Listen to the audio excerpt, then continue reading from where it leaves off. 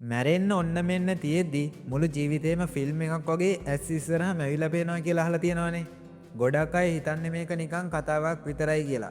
හැබැයි සයිකොලොජි සහ neuro science වලදී දැන් මේක තහවුරු කරගෙන ඉවරයි.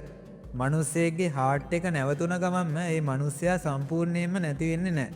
සරලවම කිව්වොත් හાર્ට් එක නැවතුණත් අපේ මොලේ තව විනාඩි 6ක් 7ක් විතර යනකම් උපරිම ඇක්ටිව් මට්ටමක තියෙනවා. අද කතා කරන්නේ අන්න ඒ විනාඩි 7 ඇතුලේ මොලේ ඇතුලේ සිද්ධ වෙන අන්තිම මැජික් එක ගැන. මේකට කියන්නේ ලයිෆ් රිවිව් එක්ස්පීරියන්ස් එක කියලා. අපි හිතන් ඉන්නේ හුස්ම ගියපු ගමන් ඔක්කොම කරවල වෙලා යනවා කියලානේ. නෑ. පර්යේෂණ වලින් හොයාගෙන තියෙනවා හાર્ට් එක නැවතුනාම මොලේට ලේ යන එක නතර වුණත් මොලේ ඇතුලේ තියෙන නියෝන පිස්සුවෙන් වගේ වැඩ කරන්න ගන්නවා කියලා. විශේෂයෙන්ම මොලේ ගැමා ඔසිලේෂන්ස් කියන වේව්ස් එක පාරටම ස්පයික් වෙනවා. මේ ගැමා වේව්ස් තමයි අපි හොඳටම සිහියෙන් ඉන්නකොට ඒ කියන්නේ හයිලි කොන්ෂස් වෙලාවට සහ පරණ මෙමරිස් ආපහු මතක් කරද්දි වැඩ කරන්නේ. ඒ කියන්නේ මරණ මංචකයේදී අපි ඉන්නේ සිහි නැති වෙලා නෙමෙයි. ජීවිතේ කවදාවත් නැති තරම් උපරිම සිහි බුද්ධකින් තමයි අපි ඒ වෙලාවේ ඉන්නේ. මේකට හොඳම උදාහරණයක් 2022 දී අහම්බෙන් හොයාගත්තා.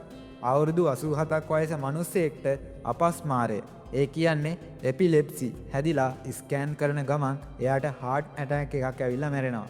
මැරෙන වෙලාවෙත් එයාගේ ඔළුවට EEG මැෂින් එකක් හයි කරලායි තිබුණේ. ඩොක්ටර්ස්ලා දැක්කා හાર્ට් එක නැවතුණාට පස්සෙත් තත්පර 30ක් යනකම් එයාගේ මොලේ හරියට අපි හීන දකිද්දි එහෙම නැත්නම් ගැඹුරු භාවනාවක ඉද්දි වගේ වැඩ කරනවා කියලා.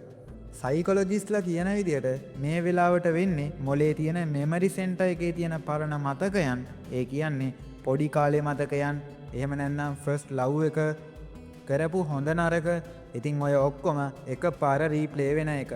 සමහරු කියනවා මේ වෙලාවට මොලෙන් DMT වගේ ප්‍රබල කෙමිකල්ස් රිලීස් වෙනවා කියලා. අන්න ඒ නිසා තමයි මැරෙන්න කිට්ටු වුණාම සමහරුන්ට දිව්‍ය ලෝක පේන්නේ එලියක් පේන්නේ එහෙම නැත්නම් තමන්ගේ ඇඟ දිහා උඩ ඉඳන් බලාගෙන ඉන්නවා වගේ දැනෙන්නේ. මේකේ තියෙන ක්‍රේසිම කොටස මේකයි. අපේ හීනවල වගේම මේ වෙලාවෙත් ටයිම් ඩිලේෂන් එකක් වෙන්න පුළුවන්.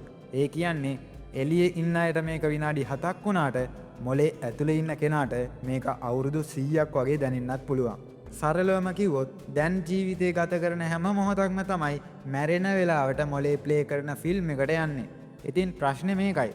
අන්තිම මොහොතේ අනන්තයක් වගේ දැනෙන ඒ වෙලාව ඇතුලේ ප්ලේ වෙන්නේ ආසාවෙන් බලපු ස්ත්‍රීල එකක්ද එහෙම නැත්නම් පසුතැවීමෙන් පිරිච්ච බෝරින් මූවි එකක්ද? ඒක තීරණය වෙන්නේ අතීතේ නෙමෙයි. දැන් මේ ගෙවන තත්පරේ මත.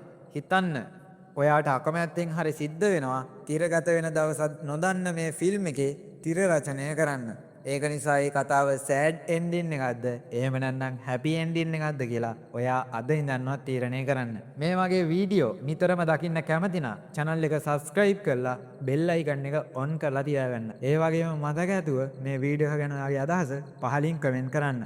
තවත් දවසක අලුත් වීඩියෝ එකකින් ඉක්මනින්ම හම්බෙමු.